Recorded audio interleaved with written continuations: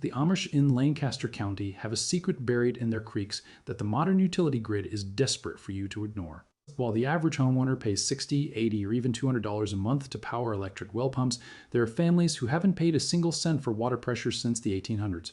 They rely on a device that defies modern consumer logic. It has no motor, it uses no gasoline, it requires 0 solar panels and 0 batteries. It is a mechanical heart made of iron and brass that beats 60 times a minute, 24 hours a day, 365 days a year, using nothing but the kinetic energy of falling water to pump itself uphill. This is the hydraulic ram pump. In the 1920s, it was the gold standard for American homesteads until the push for rural electrification quietly removed it from the catalogs. The reason wasn't a lack of efficiency, it was a lack of profitability.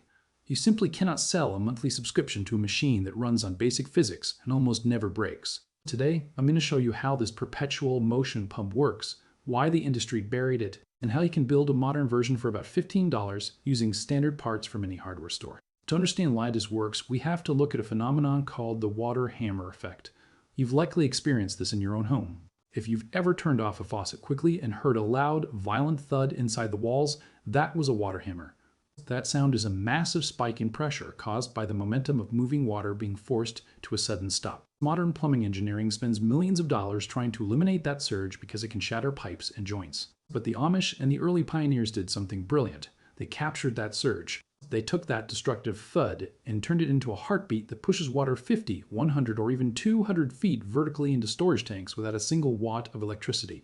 If this kind of independent engineering resonates with you, I'd appreciate it if you joined our community by subscribing and hitting the bell. We are building a digital archive of these forgotten systems because self-reliance shouldn't be a luxury. And the next system I'm documenting is a heating method that is even more off-grid than this pump. The mechanics of the ram pump are elegantly simple.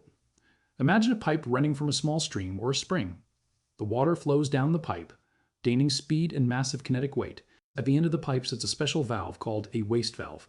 Initially, the water just flows through this valve and back into the creek. But as the water accelerates, the pressure builds until the velocity is so high that it slams the waste valve shut.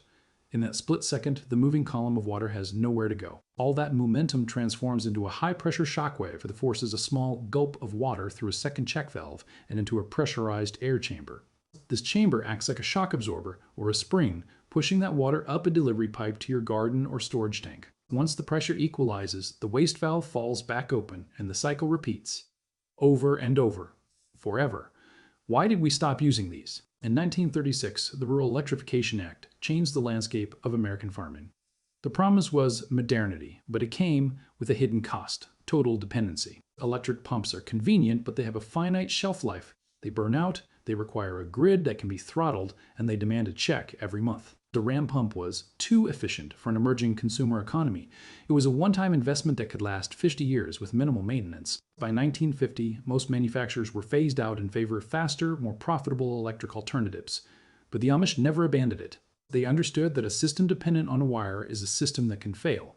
A system dependent on gravity and fluid dynamics is as reliable as the Earth itself. Building a modern version of the hardware store heart is surprisingly accessible. You don't need a specialized foundry, you just need 2 one-way check valves, a few PVC tivotings, and a pressurized air chamber, which can be as simple as a capped piece of 3-inch pipe or even a heavy-duty plastic bottle. The total material cost is about $15.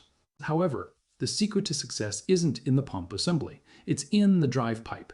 This is the supply line that carries water from your source to the pump. It must be a rigid material like thick-walled PVC or galvanized steel to ensure the pressure shock isn't absorbed by a flexible pipe. The drive pipe needs to be at least 5 to 10 times longer than the vertical drop of your water source. If you have a 2-foot drop in your stream, you need a 20-foot drive pipe. This allows the water to develop the weight necessary to trigger the cycle.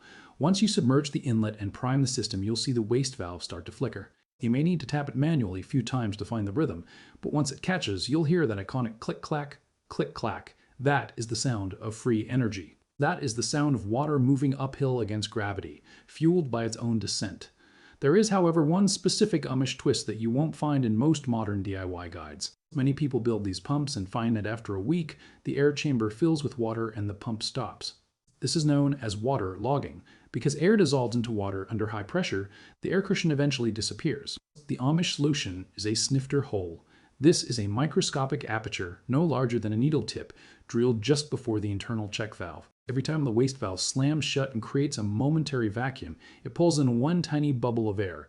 That single bubble travels into the pressure tank and replenishes the air cushion. This tiny 1 cent modification is the difference between a pump that fails in a week and a pump that runs for a decade without intervention. Beyond the mechanical build, there is a strategic layer to the system that most modern homesteaders overlook: the storage head. Because a ram pump works slowly but continuously 24 hours a day, it doesn't need to move a massive volume of water all at once to be effective. A small pump moving just 2 gallons a minute actually delivers nearly 2,900 gallons every single day. By pumping that water into an elevated cistern or a simple IBC tote positioned at the highest point of your property, you are essentially banking gravity. You are converting the kinetic energy of a low-lying creek into potential energy sitting at the top of the hill. Once that tank is full, you have high-pressure water available for your home, your livestock, or your fire suppression lines, all maintained by a silent, rhythmic pulse that requires no human intervention. It transforms a marginal water source into a high-pressure utility that rivals any municipal connection. This banking of energy is exactly why the decentralized farmsteads of the early 1900s were so resilient compared to our modern, centralized suburbs. When you own the means of moving your own water, you are insulated from the cascading failures of the modern world. If a storm knocks out the power lines 3 counties away, your garden doesn't care. If the price of electricity doubles, your pumping cost remains zero. By choosing to implement a 200-year-old Amish secret over a high-tech digital solution, you aren't moving backward. You are opting out of a fragile system. You are choosing a technology that is human scale, something you can build with your own hands, fix with a simple wrench, and understand with basic logic. In an era where everything is designed to be replaced, there is a profound power in owning a machine that was designed to endure. When you integrate this ram pump with the $12 Roman subsurface irrigation system we discussed previously, you're no longer just gardening. You've created an autonomous biological machine.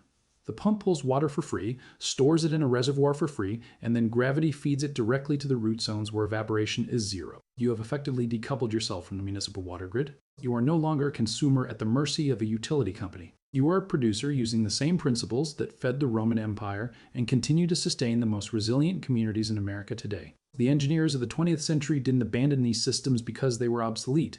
They abandoned them because they were impossible to monetize. You can't put a meter on a shockwave. You can't bill someone for a snifter hole. We've been conditioned to believe that complexity is a sign of progress, but in an era of soaring energy costs and aging infrastructure, simplicity is the ultimate form of sophistication. The ram pump works while you sleep. It works when the power goes out. It works in the middle of a drought as long as there is a slight trickling flow. It is a monument to an era when we built for durability rather than planned obsolescence.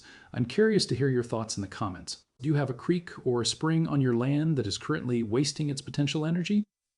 Or have you found one of these vintage iron pumps on an old property? I read every response as your observations help us rebuild this living garden archive. If you're ready to reclaim your water independence and start using the heart of the creek, this is your next project. The materials are at your local hardware store, the physics is a gift of nature, and the secret is finally back in your hands. I'll see you in the next video where we'll uncover a forgotten heat engine that can warm a greenhouse using nothing but organic waste. Stay resilient.